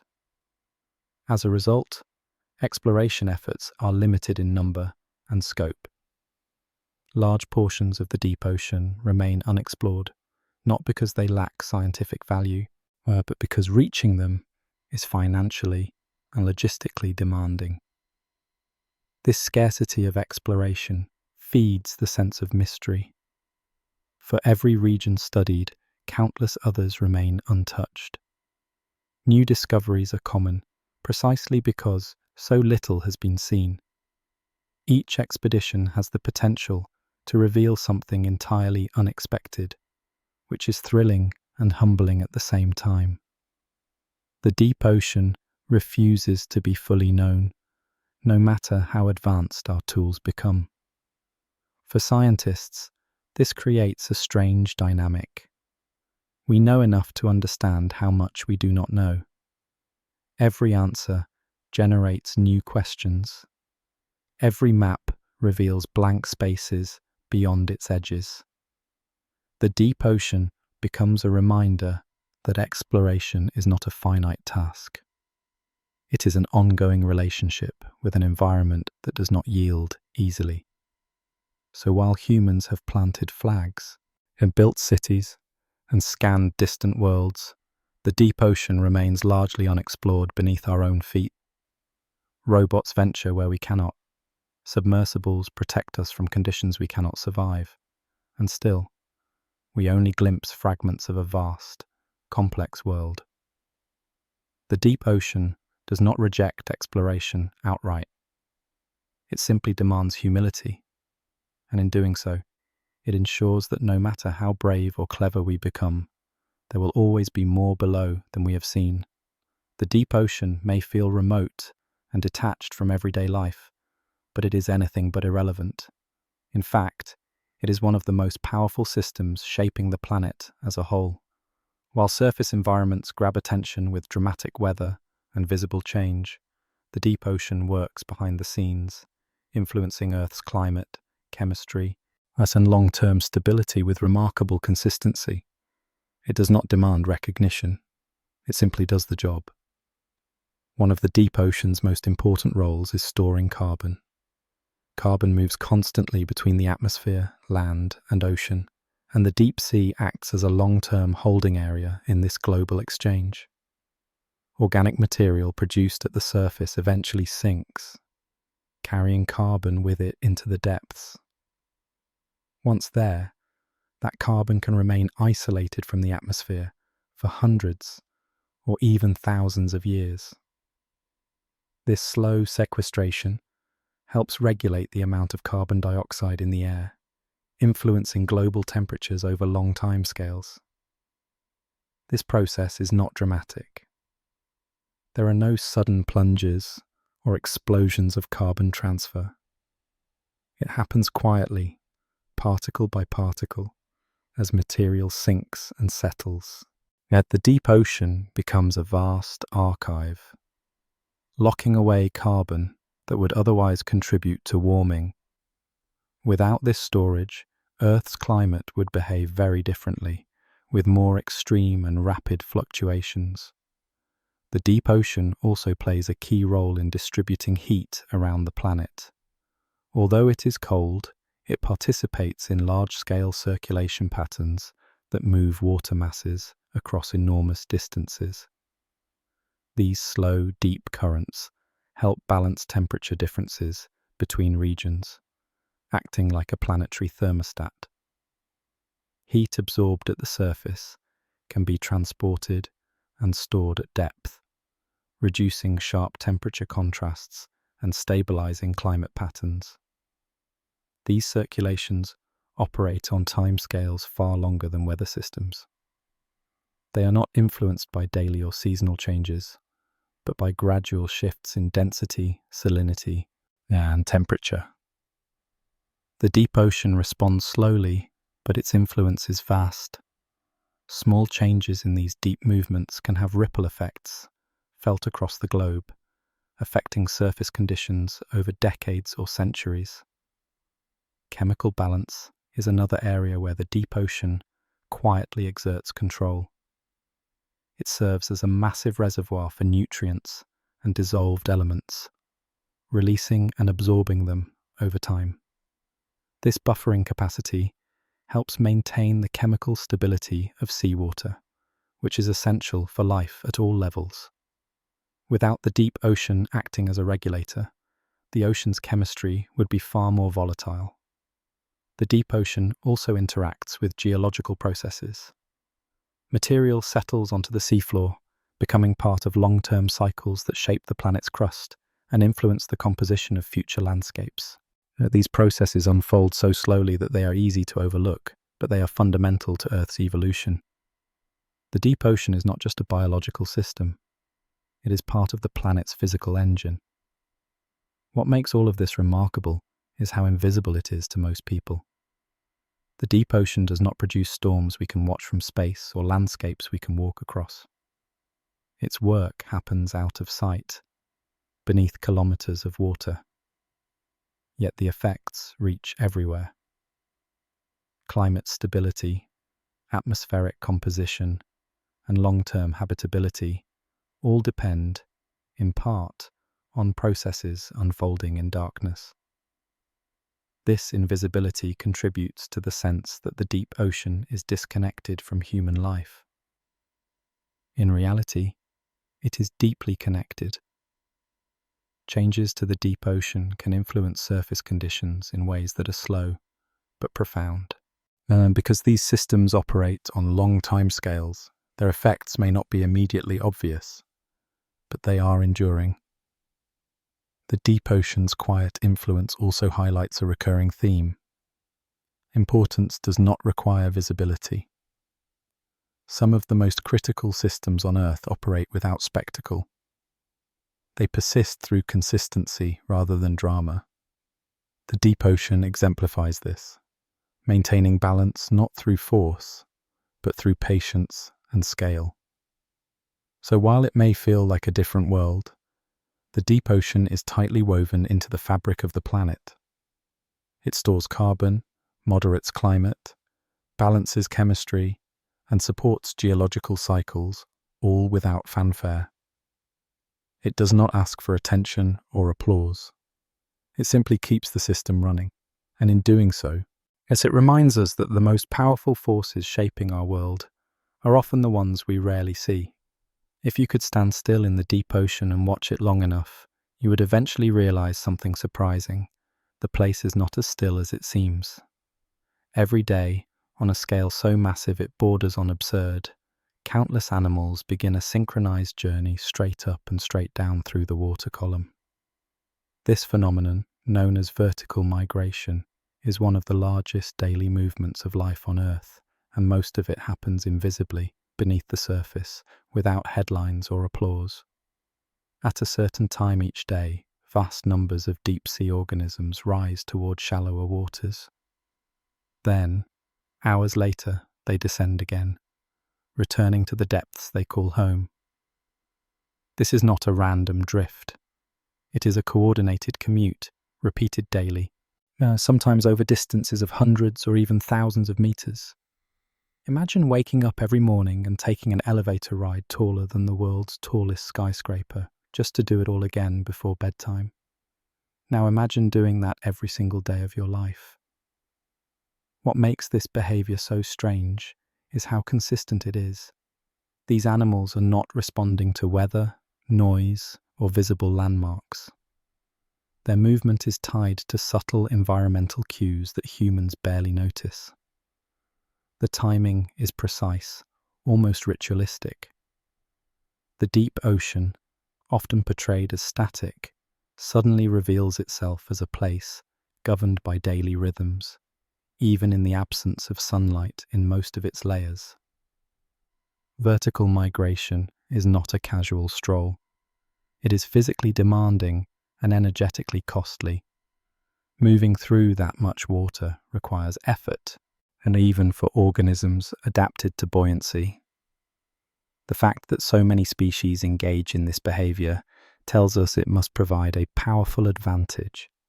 Whatever the benefits are, they outweigh the costs of one of the longest commutes in the natural world. One of the most fascinating aspects of vertical migration is its scale.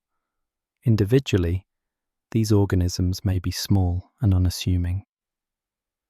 Collectively, they form a moving layer of life so dense that it can be detected by sonar. Early scientists even mistook these migrating layers for the seafloor itself, watching it mysteriously rise and fall each day. It took time to realize that the bottom was alive and on the move. This daily migration creates a living pulse within the ocean. During certain hours, upper layers teem with activity. Later, that activity sinks away, leaving behind relative quiet. Yet the deep ocean breathes, not with air, but with motion. This rhythm connects different layers of the ocean in ways that are easy to overlook when thinking of depth as static and separate. Vertical migration also highlights how behavior in the deep ocean often prioritizes timing over location, instead of staying in one place and waiting for conditions to change.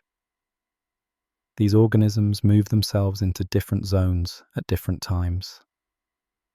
It is a dynamic solution to a complex environment, one that relies on internal clocks and finely tuned responses, rather than constant sensory input. For humans, this behavior is deeply counterintuitive. We tend to think of habitats as fixed spaces. Forest animals live in forests. Desert animals live in deserts. Deep-sea animals, it turns out, may live in multiple habitats within a single day, is stacking their existence vertically instead of horizontally.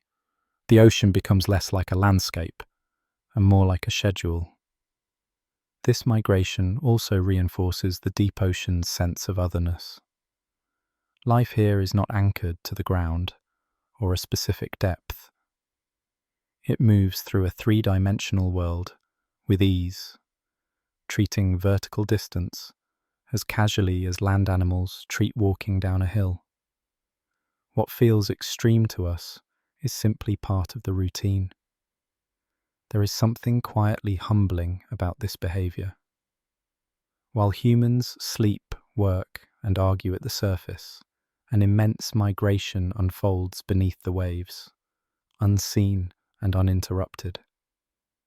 It has likely been happening for millions of years, long before humans noticed, and it will likely continue long after we stop paying attention.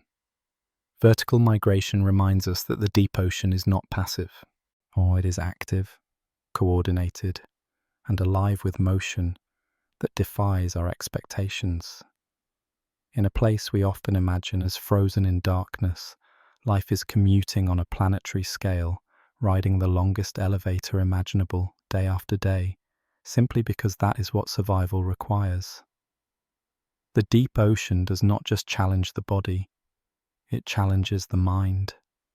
Even when humans enter it safely inside reinforced vessels, something shifts psychologically. The environment presses on our thoughts as much as it presses on steel. Darkness, isolation, and sheer scale combine to create a mental experience unlike anything on land, triggering a strange blend of dread and wonder that is difficult to separate. Darkness is the first and most immediate factor. Humans are visual creatures, and we associate light with safety. Darkness, especially complete darkness, strips away our sense of control. In the deep ocean, darkness is not something you step into temporarily. It surrounds you completely, with no horizon, no reference point, and no natural relief. Even when artificial lights are used, they reveal only small pockets of the environment, making everything beyond them feel unknowable rather than absent. This creates a constant sense of uncertainty. Your brain, trained to fill in visual gaps, begins to imagine what might exist just beyond the edge of illumination. On land, imagination is often corrected quickly by sight. In the deep ocean, it is allowed to run freely. Every shadow feels significant. Every unexplained sound carries weight. The mind stays alert, scanning for threats that may never appear. Isolation deepens this effect. In the deep ocean, help is not nearby, or communication is limited. Escape is not an option. This knowledge sits quietly in the background of the mind, even if nothing is going wrong. Humans are social animals, and we draw comfort from proximity and connection. The deep ocean removes those cues, replacing them with vastness and silence.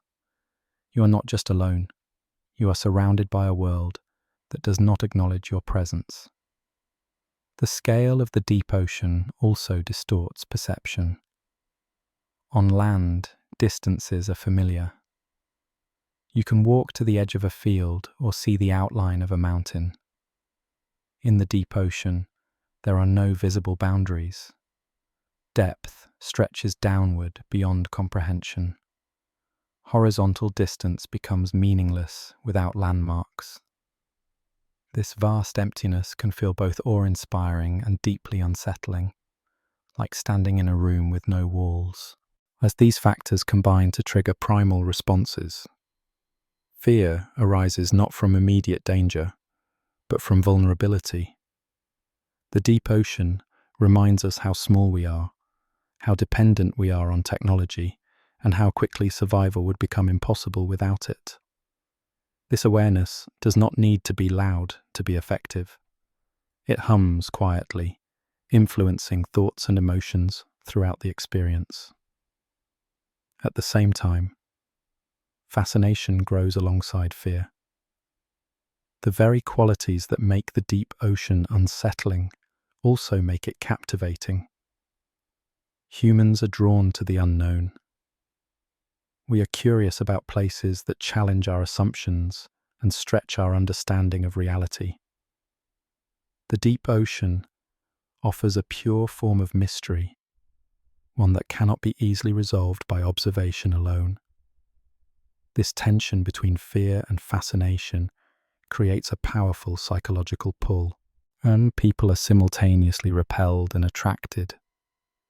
The deep ocean becomes a symbol of the unknown, a place where imagination can roam freely. It is no accident that myths, stories, and speculative ideas often gravitate toward the depths. When details are scarce, the mind fills the space. There is also a sense of humility that comes with this environment. The deep ocean does not respond to human presence. It does not change its behavior to accommodate us. This indifference can be unsettling, but it can also be grounding. It reminds us that we are part of a much larger system, not the center of it. For some, this experience triggers anxiety. For others, it sparks a sense of peace or wonder.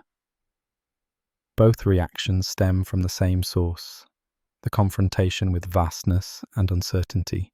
And the deep ocean strips away familiar cues and leaves only essentials.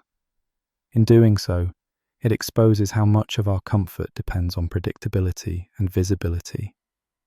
Ultimately, the psychological impact of the deep ocean is part of what makes it feel like a different world. It does not just look unfamiliar, it feels unfamiliar at a deep, emotional level. It challenges how we perceive space, safety, and ourselves. And in that challenge lies its enduring power, pulling us toward the darkness even as it makes us hesitate at the edge. The deep ocean has a habit of humbling scientists. Just when we think we have a solid understanding of how life works, something new emerges from the depths and politely shreds the rule book. This is not because scientists are careless. It is because the deep ocean operates under conditions so different from the surface that many long-held assumptions simply do not apply. Each expedition adds pieces to the puzzle, but it often reveals how much of the picture is still missing. One of the most striking aspects of deep-sea discovery is how frequently it challenges basic ideas about what life needs. Time and again, organisms are found thriving in places once thought uninhabitable. These findings do not just add new species to a list. They force scientists to rethink the limits of biology itself. The deep ocean expands the definition of what it means to be alive and functional in a hostile environment. What makes these discoveries particularly powerful is their unpredictability. Scientists do not always know what they are looking for. Many discoveries happen by accident, are revealed through unexpected observations or unexplained data. The deep ocean does not reveal its secrets neatly. It surprises first and explains later. Each new finding often raises more questions than it answers. A newly observed behavior might contradict existing models. A novel organism might possess traits that do not fit neatly into known categories. Instead of providing closure, these discoveries open new avenues of inquiry. The deep ocean is not a place where science reaches tidy conclusions. It is a place where curiosity multiplies. This constant rewriting of knowledge highlights how incomplete our understanding remains. For every area studied in detail, there are countless others that have never been visited. Even familiar regions can yield surprises when examined with new tools or perspectives. And the deep ocean reminds scientists that exploration is not a linear march towards certainty.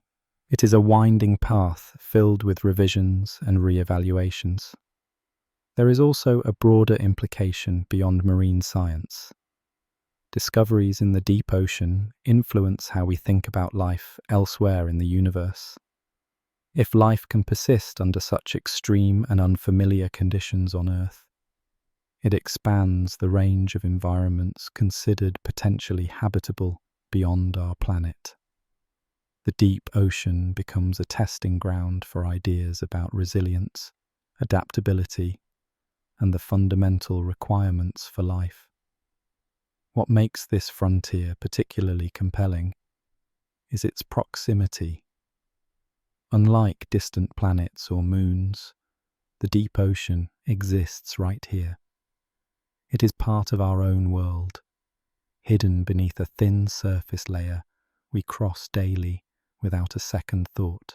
While this closeness makes the unknown feel both accessible and elusive, amplifying its allure, the pace of discovery also contributes to the deep ocean's frontier status.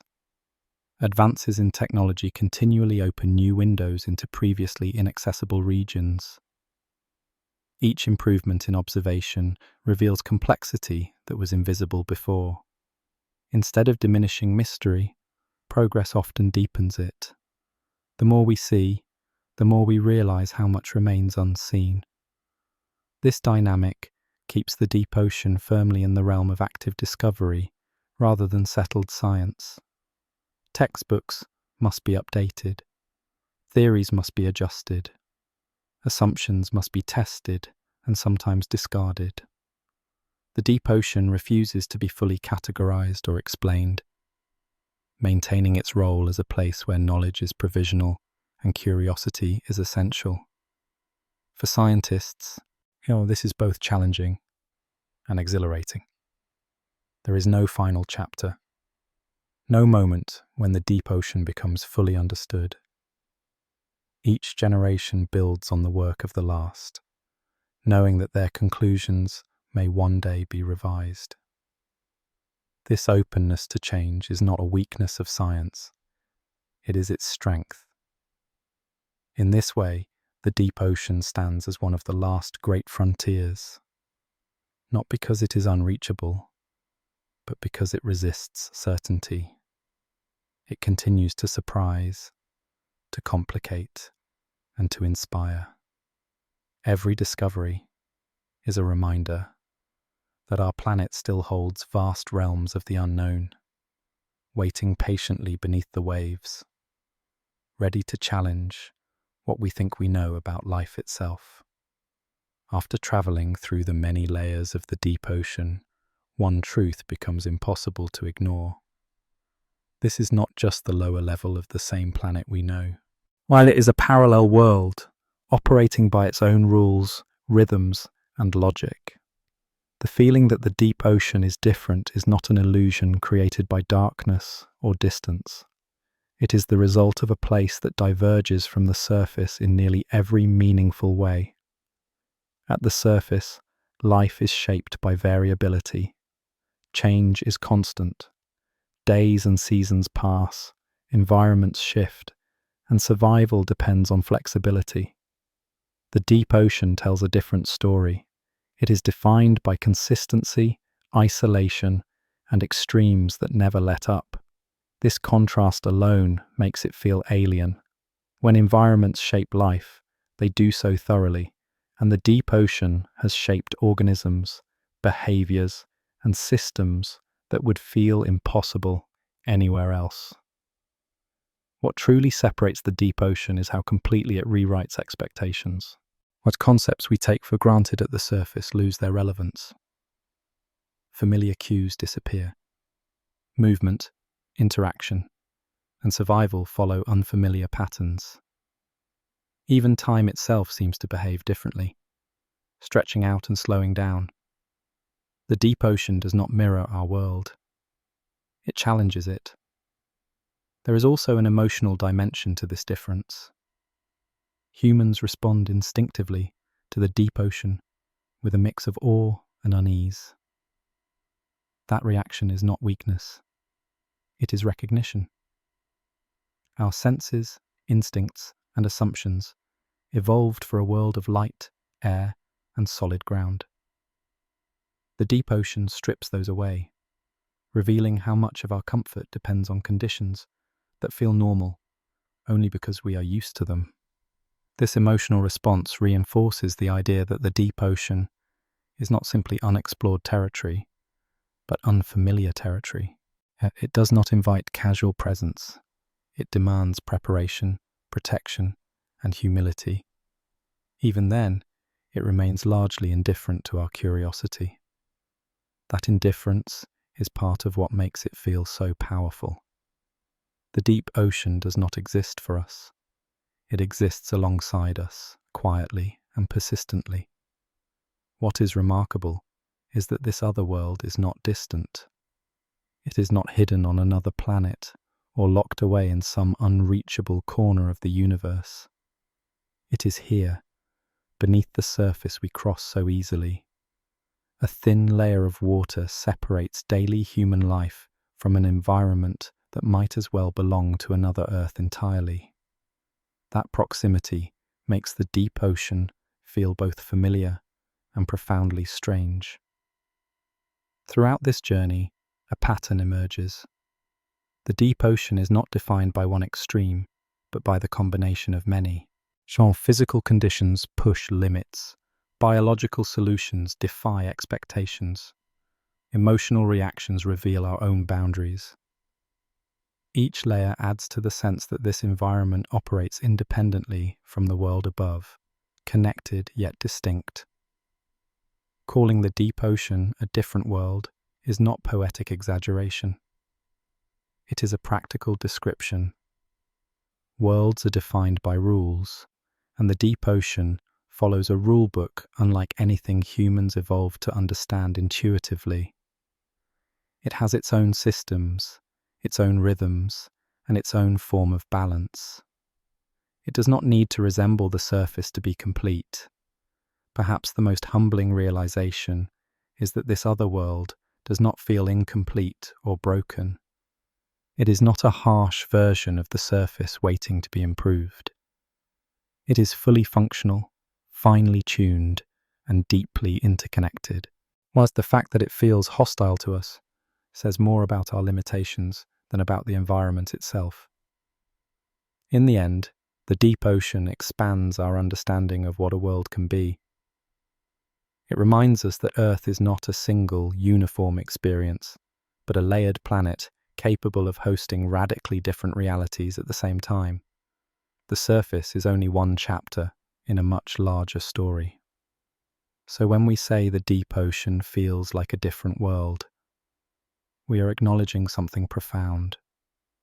Beneath our feet exists a realm shaped by darkness, pressure, patience, and resilience. A place that challenges our assumptions and stretches our imagination. It is not a hidden extension of our world. It is another world entirely, quietly thriving below, waiting not to be conquered, but to be understood.